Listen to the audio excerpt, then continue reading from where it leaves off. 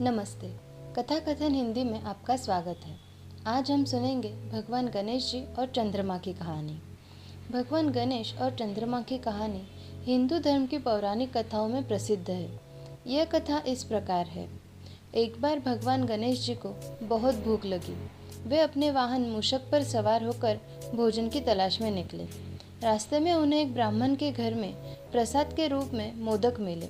गणेश जी ने ढेर सारे मोदक खा लिए और उनका पेट बहुत भारी हो गया। मोदक खाने के बाद गणेश जी अपने वाहन मूषक पर सवार होकर वापस लौट रहे थे। रास्ते में अचानक मूषक के सामने से एक सांप गुजर गया। मूषक घबरा गया और वो लड़खड़ा गया। इससे गणेश जी अपना संतुलन खो बैठे और जोर से धरती पर गिर गए। यह देख आसमान में बैठे चंद्रदेव उनकी स्थिति पर हंसने लगे। चंद्रमा बहुत सुंदर और तेजस्वी थे। उन्हें अपने रूप और तेज का घमंड था। गणेश जी की गिरने की स्थिति देखकर चंद्रमा का हंसना उनके अहंकार का प्रतीक था।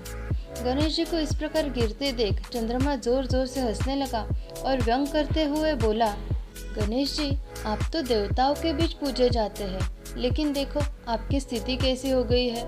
इतना भारी शरीर और इतना छोटा वाहन, क्या आप सच में देवताओं के प्रमुख बनने योग्य है? गणेश जी को चंद्रमा का यह व्यंग और उपहास सहन नहीं हुआ।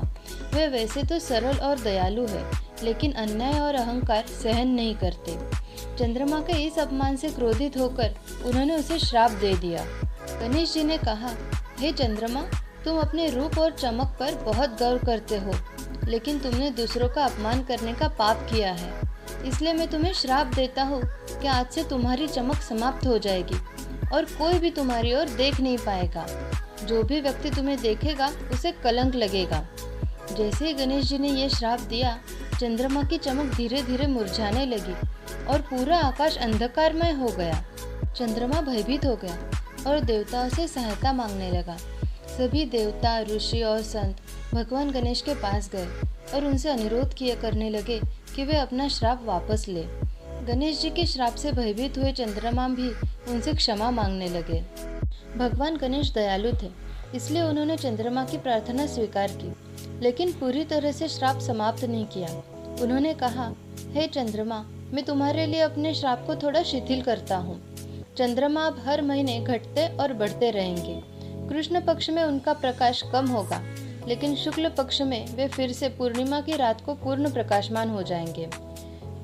गणेश जी ने आगे कहा, लेकिन मेरे श्राप का एक प्रभाव अब भी रहेगा। भाद्रपद महीने के शुक्ल पक्ष की चतुर्थी के दिन जो भी तुम्हें देखेगा वो मिथ्या कलंक का शिकार होगा। तब से यह माना जाता है कि भाद्रपद महीने के शुक्ल पक्ष की चतुर्थी के दिन चंद्रमा देखना अशुभ होता है।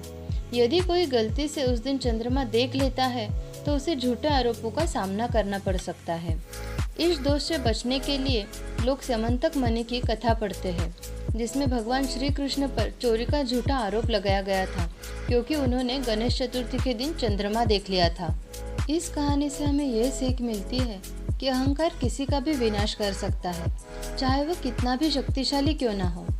चंद्रमा ने अपने रूप और चमक पर गर्व किया, लेकिन जब उसने दूसरे का अपमान किया तो उसे दंड मिला।